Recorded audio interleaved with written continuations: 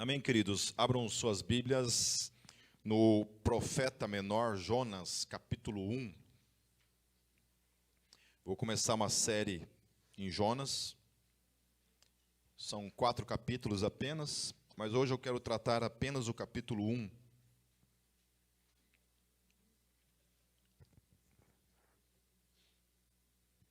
Vamos fechar nossos olhos antes de tudo? Vamos orar mais uma vez.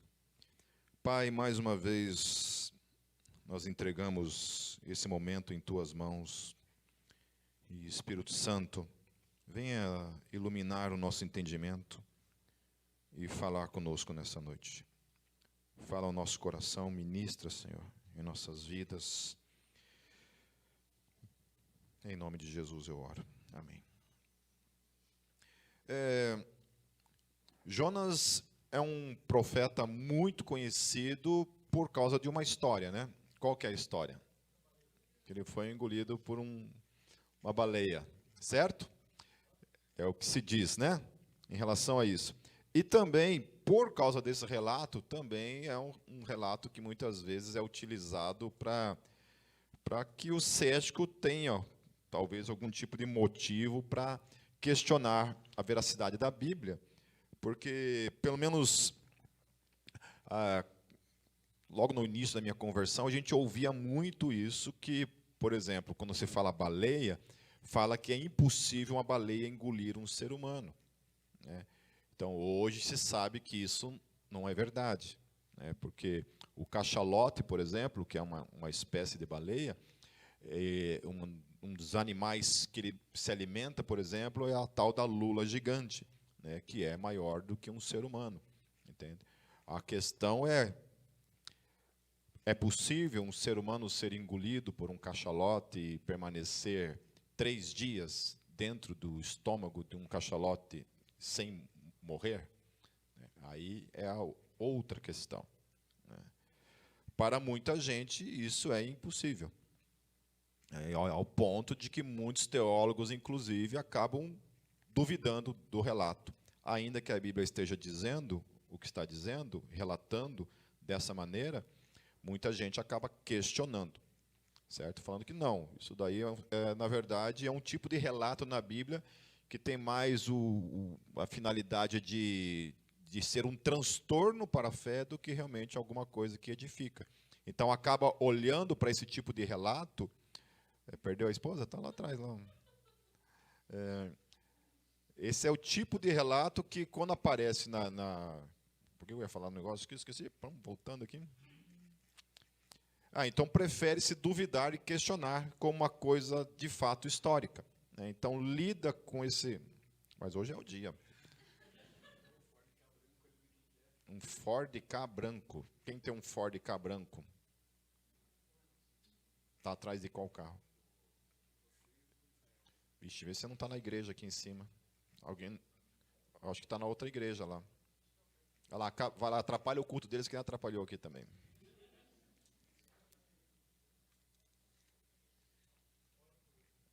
Falando em atrapalhar, então muita gente acaba duvidando da historicidade disso, né? Questionando. Falei, cara, isso não tem como acontecer, tal, e ponto final, né? Especialmente o cético, okay, que questiona em relação a esse texto. O problema, meus queridos, é que o Senhor Jesus testifica dessa história. Então, e daí você se resolve com ele. Porque o próprio Jesus, lá em 2 ocasiões pelo menos, lá em Mateus capítulo 12, versos 39 a 41, que é o texto que também a mesma situação acontece lá em Lucas 11, 29 a 32, e lá em Mateus 16, 4. Nessas 3 passagens bíblicas, olha o que diz o texto. Mas ele lhes respondeu e disse: uma geração má e adúltera pede um sinal, porém não se lhe dará outro sinal, senão o sinal do profeta Jonas. Pois, e aí ele fala, como Jonas esteve 3 dias e 3 noites no ventre da baleia, assim estará o Filho do Homem 3 dias e 3 noites no seio da terra. Os ninivitas ressurgirão no juízo com esta geração e a condenarão, porque se arrependeram com a pregação de Jonas. E eis que está aqui quem é maior do que Jonas. E lá em Mateus 16:4 fala também: uma geração má e adúltera pede um sinal, e nenhum sinal lhe será dado, senão o sinal do profeta Jonas, e deixando-os, retirou-se. Então, ainda que nós não tenhamos assim a compreensão empírica, científica de como foi possível isso, nós não sabemos. Nós sabemos que tem coisas que a Bíblia fala que, cientificamente falando, não tem como você provar isso, né? Por exemplo, como é que uma mula fala? E fala na primeira pessoa ainda por cima. Eu conheço umas mulas aqui, né, que fala também na primeira pessoa, mas aquela espécie de mula ali, eu nunca, né, dificilmente você verá falando. Aí, então também se questiona, né? Também se questiona, é um outro relato bíblico, ok? Assim como também não é possível, cientificamente falando, uma pessoa andar sobre as águas. Assim como não se é possível, por exemplo, uma pessoa depois de 3 dias morto, em estado de putrefação, sair andando de uma tumba. Ok? Então, se você olhar as questões que a Bíblia relata, em muitas delas, e a gente for tentar encontrar uma explicação científica, obviamente que não há. Ok? Não há uma explicação científica de possibilidade, né? Não tem como você pegar e colocar um cara dentro da barriga de um cachalote, né?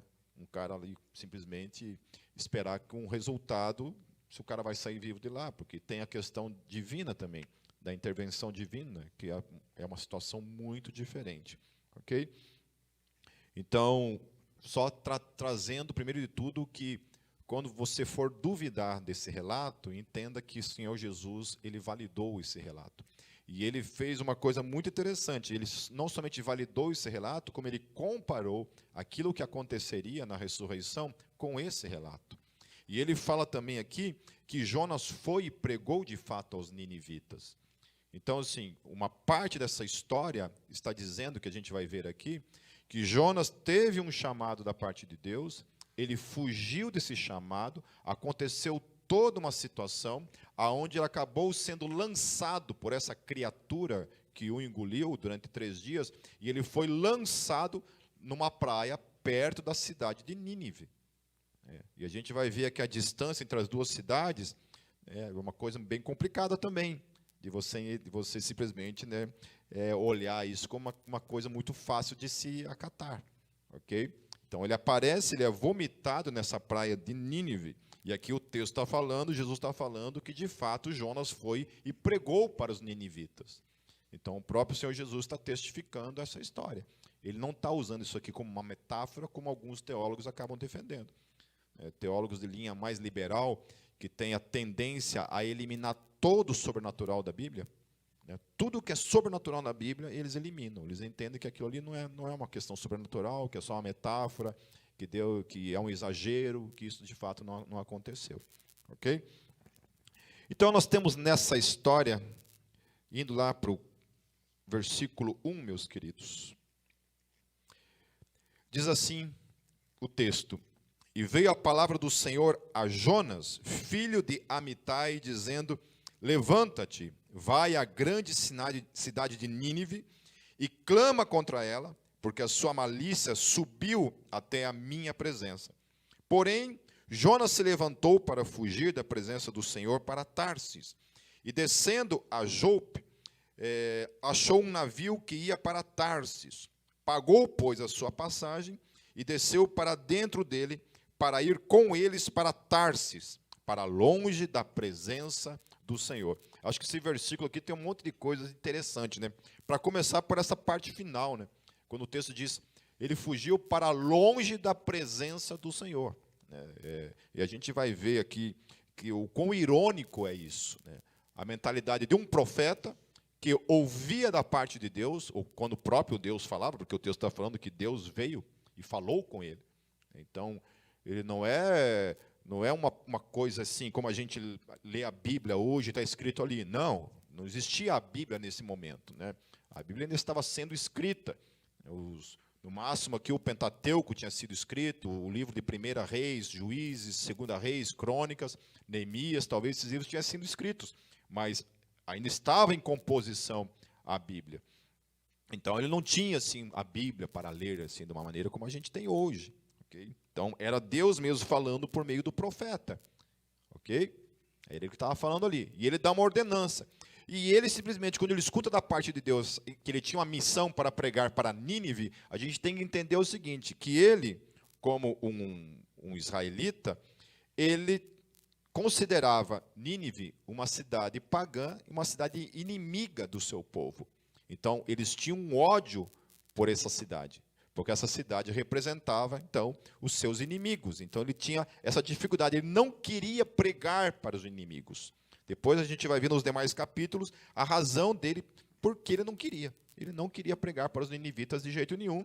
E aí ele toma essa opção, então, ok? Então, só para vocês terem uma ideia, a distância de onde Jonas estava até a cidade de Nínive era de 884 quilômetros, andando numa linha reta, a pé. Ele estava a 800 quilômetros de distância. Então, isso dá onde? Daqui até... Nossa, como é que é? Cidade lá de Aparecida, talvez? Pelotas?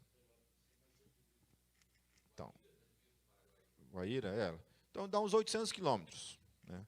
Isso se ele for sair em linha reta. Então, bem longe. E aí, ele vai para o contrário. Ele vai para Jope, que dava 52 quilômetros. Né? Então, é mais ou menos como daqui, um pouco mais para frente de Campo Largo ali, que é a distância que ele pega e vai, então, para um porto marítimo, que era o porto de Jope. Né? O que é interessante nisso... Vamos lá para o versículo 4, queridos. Versículo 4. Mas o Senhor mandou ao mar um grande vento e fez-se no mar... Opa, não, acho que eu pulei aqui os outros versículos. Desculpa. Qual que eu pulei aqui? É o 4 mesmo? Nossa, eu estou... Vamos lá. Acho que eu... Isso, está certo, isso mesmo. Mas o Senhor mandou ao mar um grande vento e fez-se no mar uma forte tempestade, e o navio estava a ponto de quebrar-se. Então, olha só, como é que é a situação, né? Você vê ali um profeta, que era um servo de Deus, Deus dá uma ordenança para ele, e ele foge dessa ordenança, ele falou, não quer obedecer a esse chamado, e ele vai na direção contrária a esse chamado, e essa desobediência dele acaba envolvendo um monte de gente que não tem nada a ver com a conversa. Daí eu pergunto, né, que Deus é esse? Que sacaneia os outros, que não tem nada a ver com a história. Um homem de Deus está fugindo da presença de Deus, fugindo da vontade de Deus, e Deus traz uma tempestade sobre a vida de todos que estão ali em volta.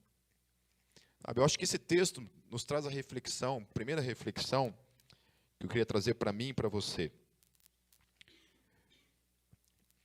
Diz respeito a isso. A gente, quando um crente ele está envolto na vontade de Deus e buscando a vontade de Deus para a sua vida, a vida dele é uma vida que abençoa a vida das pessoas. Quando ele está procurando viver uma vida no centro da vontade de Deus. E quando um crente decide fazer outra coisa que não é a vontade de Deus, ele acaba se tornando um objeto de maldição nesse mundo. Por vários motivos. Não necessariamente isso vai envolver uma questão de um desastre marítimo, né? Alguma coisa nesse aspecto, que vai envolver o risco de vida para os outros. Mas pense comigo, quantas pessoas que você conhece na tua vida que estavam em Cristo e hoje não estão mais? E hoje estão envergonhando o Evangelho. Quantas pessoas você conhece que hoje não estão mais no Evangelho e se tornaram uma testemunha contrária ao Evangelho? Denunciando que o evangelho não tem poder de transformar a vida de uma pessoa de modo permanente. O que eu conheço de gente que se dizia crente e hoje diz que não é mais, que abandonou o evangelho e está vivendo uma outra vida contrária ao evangelho, e levando essa maldição, que é esse falso testemunho.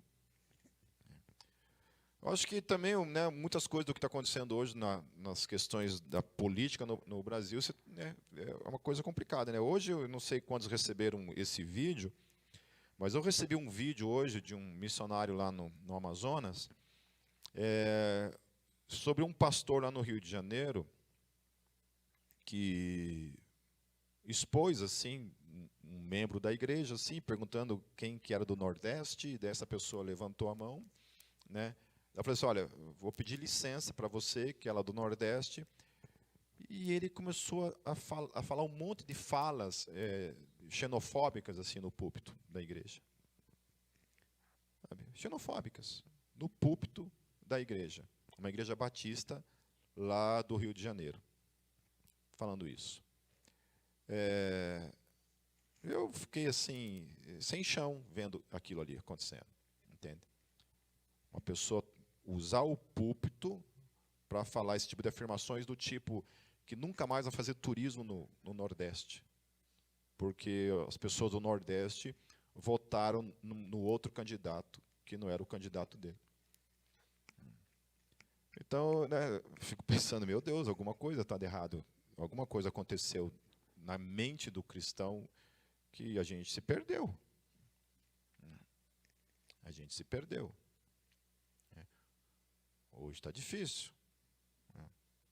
Você não pode nem pegar mais ônibus mais. Se você fizer assim com a mão para pegar um ônibus, já está na internet no outro dia, né?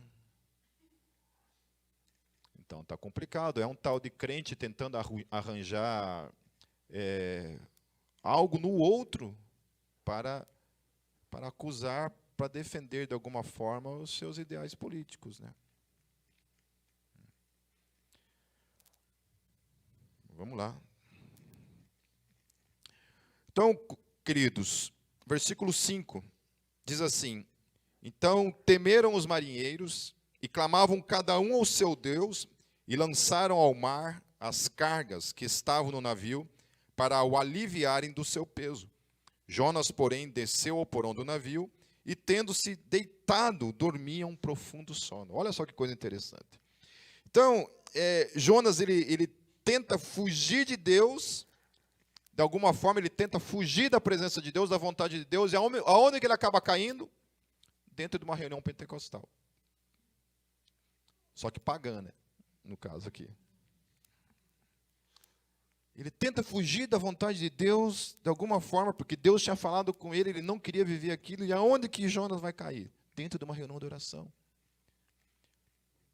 E essas pessoas que não criam no mesmo Deus que ele, diante daquela tempestade, daquele problema que era culpa dele, e que não sabiam que era culpa desse cara que estava ali dentro, essas pessoas, que eram as pagãs, estavam orando, clamando pelas suas vidas. E o homem que era o responsável por aquilo, que era o cara que acreditava no Deus vivo, foi fazer o quê? Foi dar uma dormidinha. Então, todos os pagãos do navio estavam orando, e o único crente no Deus vivo foi dormir.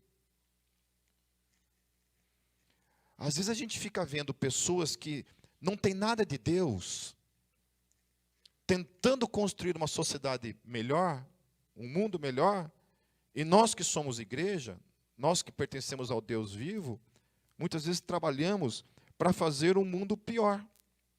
Eu vi um outro vídeo de um cara também, envolvendo essas questões políticas, o cara falando assim, olha, é o seguinte, a tua resistência a tudo que está acontecendo no Brasil tem que ser o seguinte, se você tem um funcionário que votou no outro candidato, manda ele embora.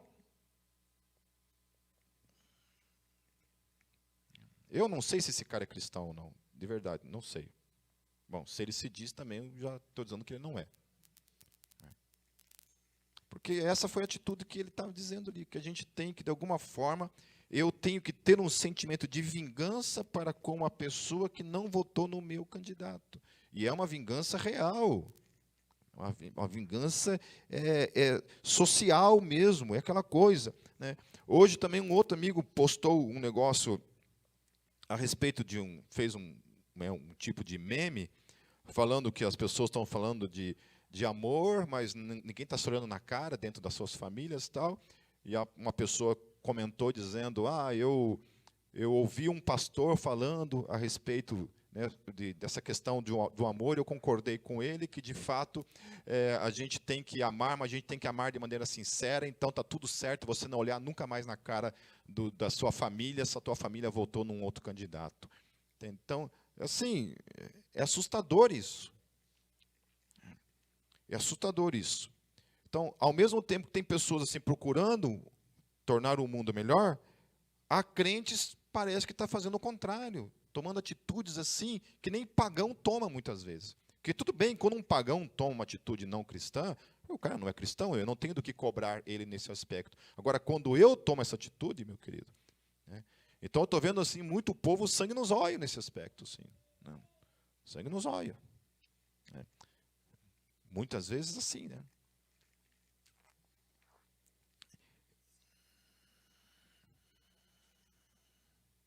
Então, na tentativa dele fugir de Deus, tudo falava mais de Deus do que na tentativa de obedecer a Deus.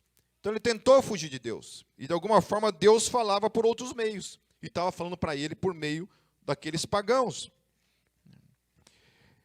Ele foi capaz, meus queridos, de abandonar a mais fervorosa reunião de oração da sua vida e afundar-se num profundo sono.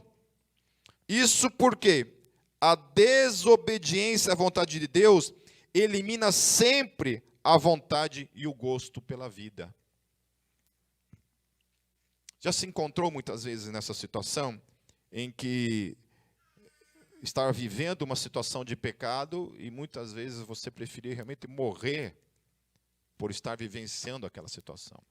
E todas as vezes que um crente, um cristão, ele está vivendo uma situação em que isso traz sobre ele esses sentimentos de desejo de morrer, porque não está vivendo a vontade de Deus, isso todos nós temos que abraçar como uma grande bênção da parte de Deus para com as nossas vidas. Porque seria muito pior para mim e para você, se nós, desobedecendo a Deus, vivendo uma situação de pecado, que nos afasta da vontade de Deus, nós sentíssemos paz vivendo aquilo. Porque muitas vezes eu tenho ouvido isso de pessoas que estão vivendo fora da vontade de Deus e fala que está tudo certo, que está tudo bem, que nada a inquieta, que nada a incomoda vivendo aquela situação. Como a situação em que Jonas está vivendo aqui. Jonas está fugindo da vontade de Deus e ele está lá, dormindo. Não está nem aí com nada. O barco literalmente afundando, um monte de gente que não era israelita, estava ali clamando ao seu Deus, que não era um Deus vivo e real, e aquele que tinha em suas mãos o poder de orar, e de fato, por meio da oração, ter um Deus que poderia intervir, esse está calado, não está fazendo nada. A gente consegue entender o poder disso? Que quando um crente ele não cumpre a sua missão, ele não cumpre o seu chamado, ele deixa de ser essa grande bênção de poder nesse mundo, de ter um Deus que de fato intervém por meio da sua vida. Queridos, porque para mim só faz sentido orar, se quando eu oro, o Deus para quem eu estou orando, tem de fato poder para intervir na história humana e mudar de fato o mundo. Porque se eu não acredito que Deus pode mudar a vida de uma pessoa, um casamento, uma tragédia, uma situação, para que eu vou orar? Para que eu vou orar? Amém? Então Jonas era o cara que tinha todo o poder para mudar aquela situação. Não por meio dele mesmo, mas por meio do Deus a quem ele cria, que podia de fato mudar aquela situação. E o que ele faz? Ele se esconde. E muitas vezes nós, quando a gente tem uma vida onde a gente não ora, onde a gente não se coloca na brecha e a gente quer resolver as coisas por nós mesmos, o que a gente está negando para esse mundo é esse poder que vem por meio da nossa oração. Porque quando a gente ora, meus queridos, o mundo é transformado. Amém? Talvez não no momento em que você terminou de orar e automaticamente a coisa já se resolveu. Mas Deus, no seu tempo, ouvirá e responderá às nossas orações. Amém? Amém? Então, ainda que talvez os planos de alguns não tenham dado certo até agora, continuem orando. Continue orando pelo nosso país, continue orando pelas lideranças, continue orando pelas autoridades, continue orando pelas pessoas da tua família que ainda não conhecem a Cristo. Continue orando, não desista, porque é você o único indivíduo que crê num Deus que pode, de fato, mudar o mundo. Amém? Quando eu fujo disso, eu vou dormir, e vou deixar para quem? Que os pagãos façam isso? A oração deles, meus queridos, não tem o poder que eu e você temos. Então, enquanto os pagãos ansiavam por viver e lutavam com raça e garra por sua vida, Jonas se autossepultara num sono de desistência da vida. O estado de alienação da vontade de Deus torna Jonas menos humano e menos cristão do que os pagãos. Então é isso. Às vezes a gente fica tão desfigurado, porque você já conhece crente assim, que o cara era cheio de Deus, e de repente quando ele abandona a sua fé, o cara se torna pior do que ele era antes de se converter. É aquilo que a Bíblia talvez fale, né, que sai um demônio, daí se a casa fica vazia, quando ele volta, ele encontra a casa vazia, o que ele faz? Ele faz o quê? Traz o quê? Traz mais 7 com ele. Como é que está aí a minha e a tua casa? Está vazia ou está uma festinha do Satanás dentro da tua casa aí? Não precisa ficar endemoniado. Eu não estou falando de possessão. Sabe, às vezes a gente transforma a nossa casa no verdadeiro lar do demônio, do Satanás. Pela nossa falta de busca, pela nossa falta de santidade, pela nossa falta de temor, pela nossa falta de obediência.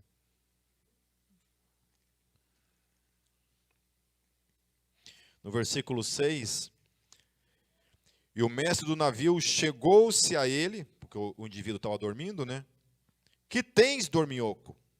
Levanta-te, clama ao teu Deus, talvez assim ele se lembre de nós, para que não pereçamos. O cara que vai lá pregar para ele é o pagão. É o pagão que vai lá, né, exortar o irmão, porque o irmão está dormindo. Então, o mundo vai até ele e o mundo fala para ele assim, cara, você não está vendo o que está acontecendo? Será que a igreja não está vendo o que está acontecendo no mundo? Será que as nossas orações não estão sendo voltadas para o alvo errado? Ao invés do alvo correto? Que é o que estava acontecendo aqui. Ele estava se omitindo das suas orações, do seu dever, daquilo pelo qual ele foi chamado, estava lá dormindo. Daí vem um pagão e ensina para ele a prática da fé. Porque em momentos de tormentos, em momentos de tempestades, em momentos de crise na vida, o que você tem que fazer não é dormir. Nem eu e nem você. O que a gente aprende aqui com esse pagão, e esse pagão está ensinando a mim e a você, é que em momentos de crise é o momento em que você precisa mais do que nunca, eu e você, orarmos. Amém? Não é momento de dormir. Não é momento de ter depressão, de desistir da vida. É o momento de crer, de fato, naquele Deus ao qual a gente professa crer. O Deus vivo. O barco está afundando? Eu vou dormir? Não. Querida, a gente só para de orar nesse mundo quando o último segundo o último suspiro nosso, acaba nesse mundo. E se a gente tiver a graça de terminar os nossos dias nesse mundo orando, tendo lá um AVC, mas falando glória a Jesus, mesmo com a língua torta, que assim seja. Amém? Que o nosso último suspiro nesse mundo seja um suspiro orando, falando com o Senhor. E acima de tudo, servindo o nome dEle. Eu gosto muito daquele texto quando Jesus fala assim: bem-aventurado aquele que, quando o Senhor voltar, o encontrar servindo, servindo, servindo.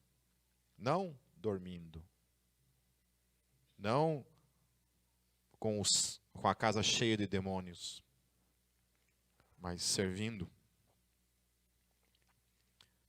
Eles lutam pela vida, enquanto Jonas dormia.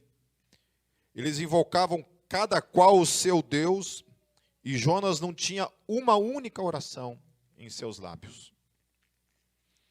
Lá no versículo 7, diz assim: e diziam cada um ao seu companheiro: vinde e lancemos sortes para que saibamos por que causa nos sobreveio este mal. E lançaram sortes, e a sorte caiu sobre Jonas. Deus é X9, né, cara? O homenzinho estava quietinho, dormindo ali, Deus foi lá e dedurou o cara. Não, está lá, aquele miserável lá mesmo. Menos mal, né? Porque pelo menos Deus agiu com justiça, né? Pior que se fosse um outro lá que não tinha nada a ver com a história, que fosse lançado no mar, né? E o problema continuasse, né? Eles iam jogar toda a tripulação e o problema ia continuar lá. Então lhe disseram: declara-nos tu agora, por causa de quem nos sobreveio este mal? Que ocupação é a tua? De onde vens? Qual é a tua terra? E de que povo és tu? E ele lhes disse: eu sou hebreu, e temo ao Senhor. Aqui ele já mentiu. Aqui já foi um migué. Porque quem teme de fato ao Senhor não faz isso que ele fez. Quem teme a Deus, meu querido, jamais foge da vontade dele. Porque tem alguma coisa errada aí. Amém? Tem alguma coisa errada aí. Quando a minha mãe falava assim para mim: se você correr vai ser pior. Eu tinha um temor dentro de mim. Porque quando eu apanhava normal, já era feio. Se eu fosse apanhar pior, eu falei: não, então eu vou enfrentar o ruim, mas eu não quero o pior para a minha vida. Ia lá, e a velhinha lascava a lenha. Então a primeira coisa aqui é que ele fala esse migué aqui, né? Tema ao Senhor, aí ele fala: o Deus do céu que fez o mar e a terra seca. E aí eu fico pensando, né, cara? O cara acredita num Deus que criou todas as coisas, num Deus que é imanente, que está presente em tudo, que tudo sustenta com o seu poder e subsiste nele. E esse cara diz temer esse Deus, e esse cara acredita que é possível fugir da presença desse Deus. Porque lá não é isso que diz lá no começo do texto, lá? Lá no versículo 3. Jonas se levantou para fugir da presença do Senhor. Alguma coisa na teologia desse cara aqui não batia. E muitas vezes, queridos, as nossas ações no nosso dia a dia é bem o exemplo vivo do que aconteceu na vida de Jonas. Nós temos uma confissão, mas a praxis da nossa confissão contradiz a nossa confissão. Porque se nós cremos num Deus onde tudo subsiste nele, e que ele criou todas as coisas, é impossível, quem quer que seja de nós, fugir da presença dele. Alguém já viveu um tempo assim, desviado? Você eu sei, várias vezes, né? Acho que todos, não sei se todos, né? Porque eu sei que tem gente aqui que nasceu na igreja, está até hoje, né? Mas é possível você ficar desviado dentro da igreja também, sabia? Mas eu tive, assim, várias vezes vivenciei isso, de estar fora da igreja. E eu não tinha um dia de paz na minha vida. Desde que eu conheci Cristo, e mesmo depois de conhecer a Cristo e fazer exatamente isso que eu acabei de falar agora, ter uma confissão, mas a praxis da minha vida muitas vezes não condizia com aquilo que eu cria, e eu acabava vivendo outro tipo de coisa na minha vida. Isso foi várias vezes, e mesmo depois de pastor, né, como eu falei, você pode estar desviado dentro da igreja. Não precisa sair da igreja, você pode estar aqui dentro, está desviado igual. Mas nunca esse intento, meio que imitando Jonas, de fugir da presença de Deus, deu certo. Eu sempre contei essa história e vou contar de novo, né? Tinha uma menina que era da Gólgota, e não sei nem, acho que até posso falar o nome dela. Eu sou meio fuxico gospel mesmo, eu gosto de fofocar, falar mal dos... Não, mas essa menina, ela saiu da Gólgota, né? Ela era da Gólgota, e eu não lembro quais foram os motivos lá, e ela começou a se declarar ateia na internet. Eu vendo aquilo, né, cara, pensei, poxa vida, né? E beleza, né, cara? Até uma vez tive uma discussão com ela numa página lá, onde ela veio falar mal da Gólgota, né, e eu acabei entrando numa discussão lá, né, na frente de outras pessoas, porque eu não gosto de treta, mas aquele dia eu me envolvi em treta. E foi uma exceção. E aí o que aconteceu, cara, é que meses depois, essa mesma pessoa me chama no privado e fala assim, Pipe, que dia que você está lá na igreja e queria conversar com você? Marquei um horário com ela e ela foi lá. E ela sentou na minha frente, assim, e falou assim, Pipe,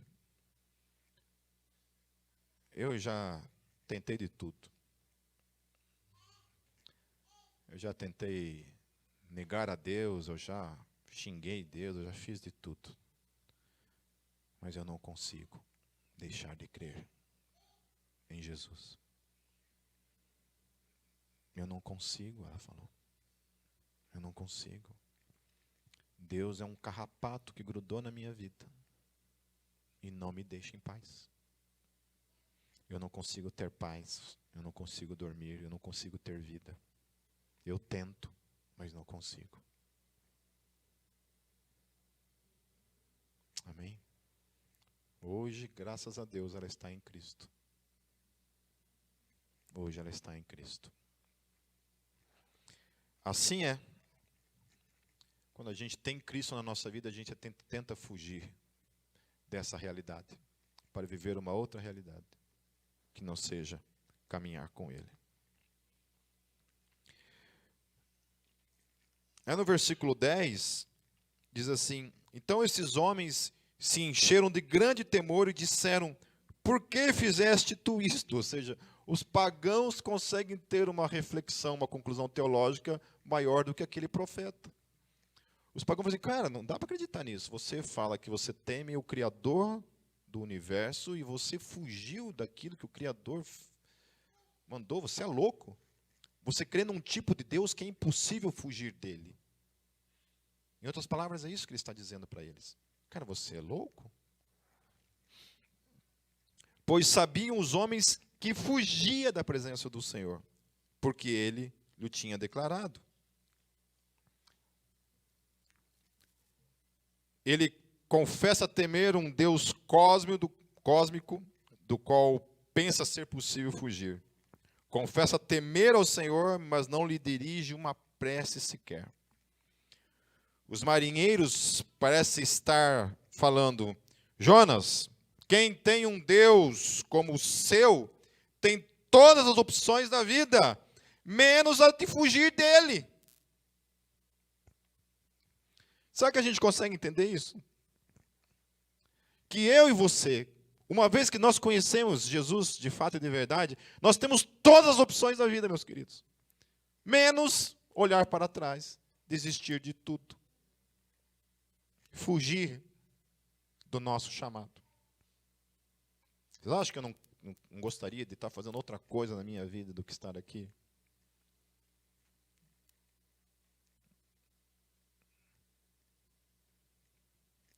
Eu conheço vários pastores que abandonaram o seu ministério. E hoje estão numa profunda depressão.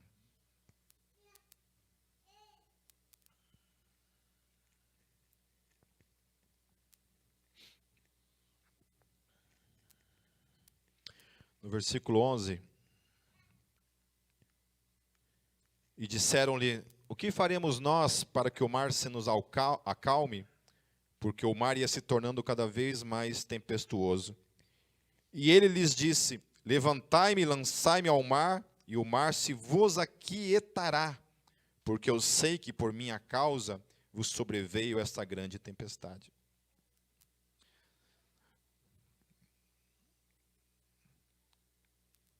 Aqueles que são designados a ser bênção para o mundo, tornam-se maldição para a sociedade, quando não assumem seu papel de bênção na vida.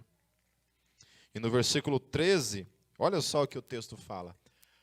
Os pagãos, que eram aqueles que não criam no Deus de Jonas, disseram assim, mesmo conscientes que todo o mal que estava sobre eles vinha de quem? De Jonas. E o Jonas acabaram de confessar isso. E eles dizem assim, entretanto, os homens remavam para fazer voltar o navio à terra, mas não podiam, porque o mar se ia embravecendo cada vez mais contra eles. Aquele bando de pagão ali começa a lutar contra o próprio Deus do Jonas, para tentar salvar a vida do Jonas, daquilo que Deus queria fazer na vida dele. Por isso que muitas vezes a gente encontra, meus queridos, mais fé, mais perseverança, até mesmo assim, acho que mais fidelidade no mundo do que dentro da igreja. Quando eu olho para esses jovens terroristas que colocam bombas em seu corpo e vão e dão as suas vidas, isso é uma fé radical. Isso quer nos ensinar muito. Sabe, eu acho que o chamado missionário está cada dia mais em processo de extinção. Os seminários teológicos, não sei o que o Juliano, né, que está aqui hoje com a gente, não sei o que o Juliano sabe disso, mas eu tenho ficado sabendo assim, de muitos seminários teológicos aqui em Curitiba, que cada vez o número de seminaristas tem diminuído. Porque as pessoas não querem mais saber desse negócio de cuidar de gente.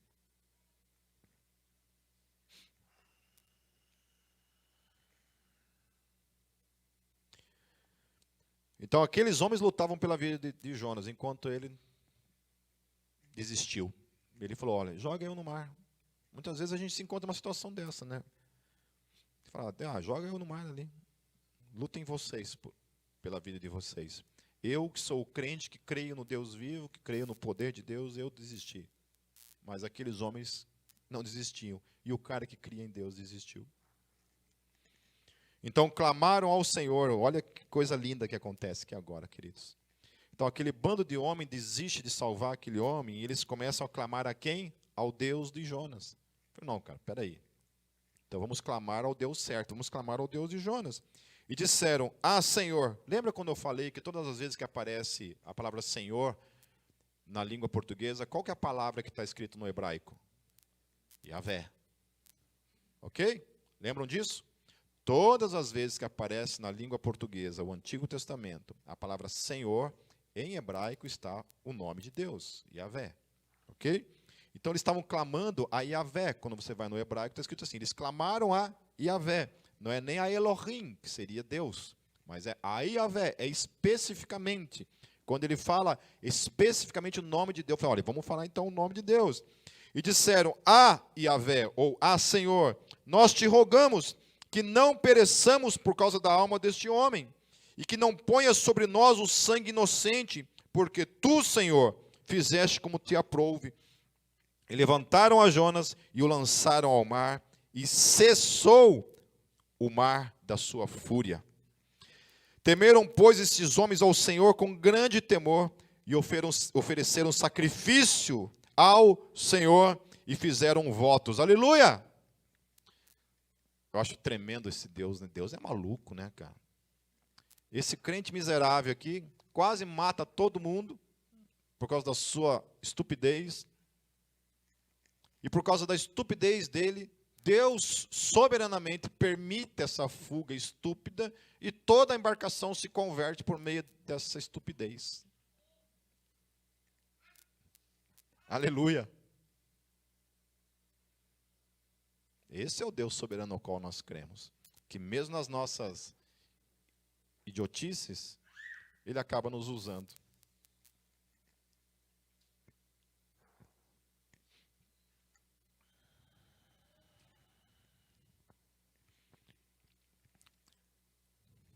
Versículo 17, queridos. Preparou, pois, o Senhor um grande peixe para que tragasse a Jonas, e esteve Jonas 3 dias e 3 noites nas entranhas do peixe. Na intenção de fugir de Deus e da sua missão, ele acaba sendo instrumento de salvação para muitos. O mundo só tem o verdadeiro testemunho da salvação quando a igreja dá esse testemunho com pureza e verdade, ou quando confessa sua fuga e sua desobediência à vontade de Deus. O que eu acho assim mais estúpido nesse movimento, nesse fenômeno que está acontecendo no mundo, onde pessoas se dizem cristãs longe da igreja, que o grande problema é que antigamente, quando a gente não fazia parte mais de uma igreja, a gente não queria estar mais em comunhão e a gente ia viver a nossa vida no mundo, né? A gente tinha um termo que designava isso, que a gente falava que essa pessoa estava desviada. Ela saiu do caminho, ela saiu do propósito, ela saiu do seu chamado, ela saiu da comunhão e ela está 100% errada. Ela só pode se consertar a partir do momento que ela se arrepender desse erro e ela voltar para a comunhão, ela voltar para a igreja. Hoje não, hoje é o contrário. A igreja hoje chegou ao ponto de que nem pecado a gente pode denominar mais as coisas. Até aquilo que era pecado não é mais. Que a gente não pode mais designar certas coisas como pecado. Entre elas, a falta da comunhão, a falta da santificação, a falta de oração, a falta de busca, a falta do serviço. Queridos, muitas vezes a gente tem o erro de pensar que pecado é só fazer coisas erradas. Não é esse o conceito? Muitas vezes a gente pensa, eu não faço nada de errado. Então a gente pensa assim, se eu não faço nada de errado, portanto eu não estou vivendo uma vida de pecado. Amém? Não estou fazendo nada de errado. Não estou enhanhando com ninguém. Estou na santidade. Estou na bênção. Porque você sabe que pecado na fé cristã é só sexo, né? Mais nada é pecado. Então a pessoa pensa isso. Eu não estou fazendo nada de errado, então eu não estou em pecado. Só que pecado também é não fazer aquilo que Deus mandou eu fazer e você fazer. Ou não? Jesus falou isso. Ele falou assim, olha, por que você me chama de Senhor, Senhor, e você não faz aquilo que eu mandei? É isso. Então, não fazer aquilo que Deus mandou eu fazer também é um pecado gravíssimo. Então, ter coragem de confessar isso, e eu acho isso, mais uma vez, uma bênção, quando eu percebo dos meus erros, e eu sou esmagado por essa consciência de que eu preciso mudar a minha vida, que eu preciso dar um jeito na minha vida. De que passa mais uma semana, eu falei, puxa vida, quanto tempo eu tirei de oração essa semana? Quanto tempo eu tirei de leitura bíblica? Quanto tempo da minha vida durante a semana eu testemunhei de Cristo? Ou eu testemunhei de Jesus? Como é que foi a minha semana? Como tem sido a minha e a tua semana? Como tem se passado nesse aspecto? E se tem se passado, se eu tenho esfriado, tenho tido consciência, eu tenho tido esses insights da parte do Espírito Santo na minha vida, me chamando à mudança, à não aceitação dessa condição para a minha vida. Ou eu vou ser esse cara, esse Jonas contemporâneo, fugindo da vontade de Deus e vivendo coisas na minha vida que não fazem parte do meu chamado, do teu chamado.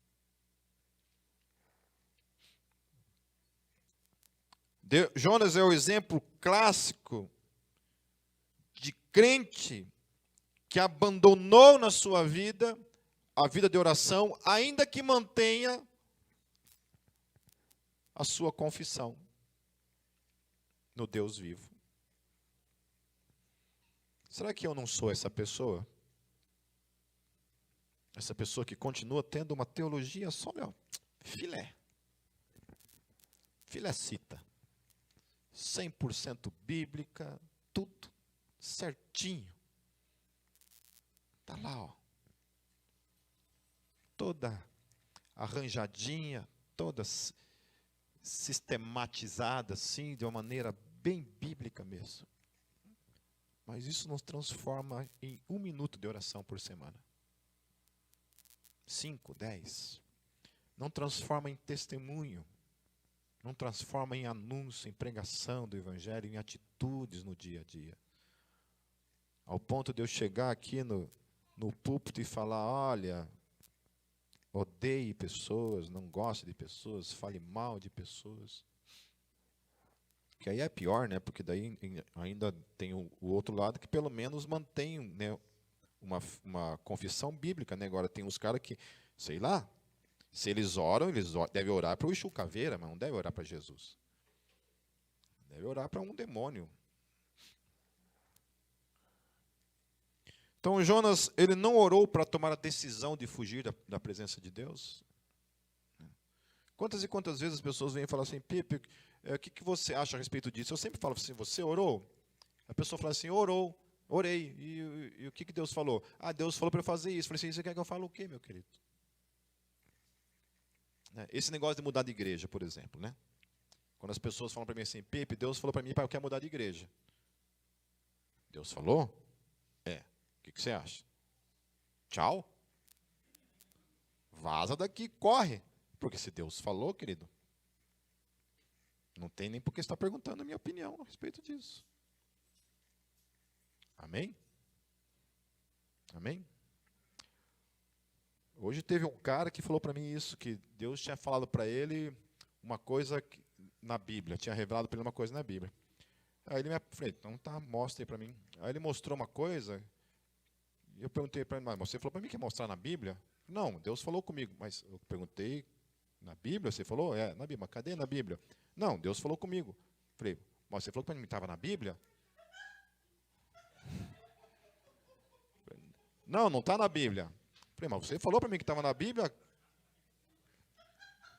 E aí, né? Não dá para entender essas pessoas, né?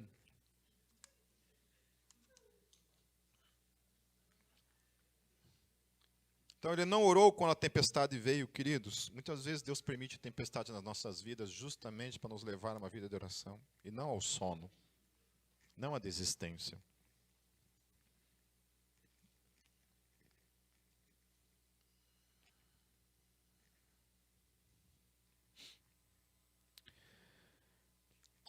Encerrando, queridos.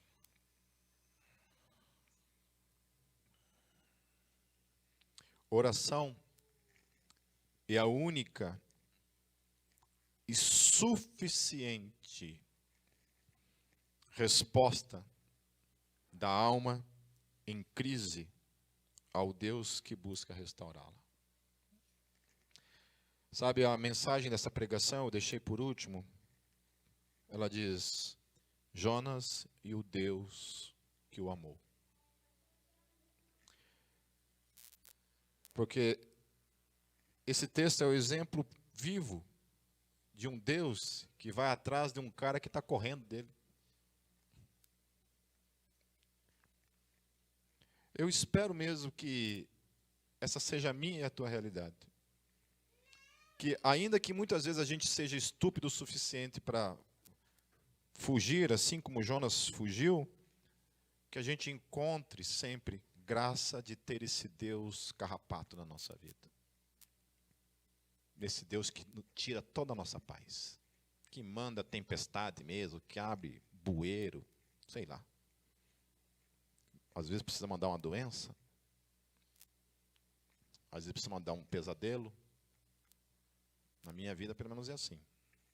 Deus traz avivamento na minha vida quando manda doença e quando eu sonho com o demônio. Quando eu sonho com o demônio, meu filho, eu acordo falando em línguas. Rodo o manto. Já saio expulsando. Sai, Satanás. E no outro dia, estou na santidade. Vou orar para vocês sonharem mais com Satanás. Tome posse, em nome de Jesus. Então, seja qual for, querido, o momento em que eu e você estejamos vivendo, que a gente não esteja fugindo da vontade de Deus para as nossas vidas e querendo paz nisso. Eu achei lindo esses dias um cara que abandonou o seu casamento para viver uma aventura amorosa. E ele me procurou dizendo assim: Pipe, eu não tenho paz na minha vida. Eu perdi toda a minha paz no dia em que eu cometi esse erro. Eu perdi toda a minha paz. Eu não sei o que é felicidade mais na minha vida. O que eu faço? Falei, a primeira coisa que você precisa fazer, querido, para que você saia dessa condição, que é uma condição permanente, nunca mais você vai ter paz na sua vida, se você tem o Espírito Santo de fato na tua vida. Se você não tem o Espírito Santo na tua vida, vai viver a tua vida, vai bem bonito para o inferno. Agora, se você tem o Deus vivo na tua vida, nunca mais você vai ter paz na tua vida vivendo essa situação. Então, o que eu te aconselho é, saia de onde você está. Se reconcilie com a tua esposa. Reconstrua o teu casamento. Saia disso. E para a glória do Deus vivo, meus queridos, no mesmo dia ele fez isso. E voltou para sua esposa. Aleluia. Bendito seja esse nosso Deus que tira a nossa paz. Que faz o barco afundar se for necessário. Que joga a gente para dentro da boca de um cachalote, se necessário. Deixa 3 dias a gente assando no suco gástrico da baleia ali. Para nos trazer de volta para os seus braços, para o seu amor.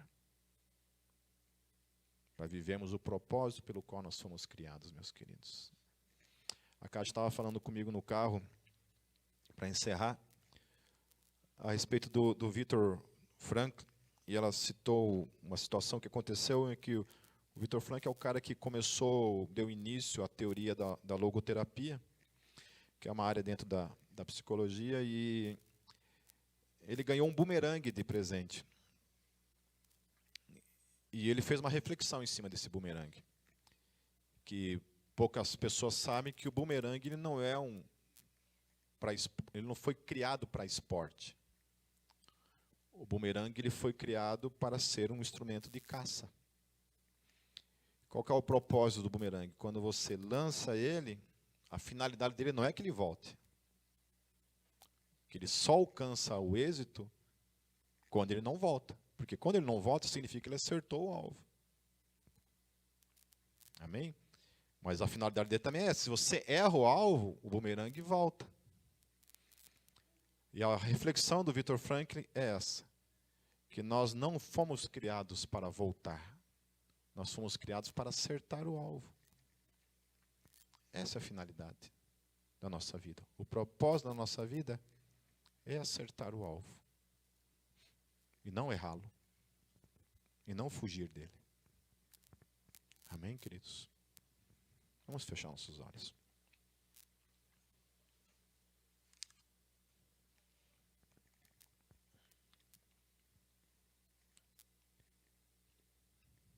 Pai Pai, eu oro pela minha vida e pela vida de todos que estão aqui hoje, e de todos que estão nos ouvindo e daqueles que nos ouvirão. Primeiramente, eu te agradeço porque o Senhor nos ama.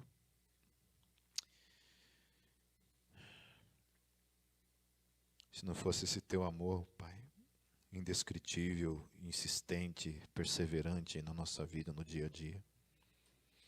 Se não fosse esse teu cuidado, Deus, mesmo diante de tantas e tantas e tantas e tantas e incontáveis vezes, as quais a gente se afasta do nosso chamado, do nosso propósito,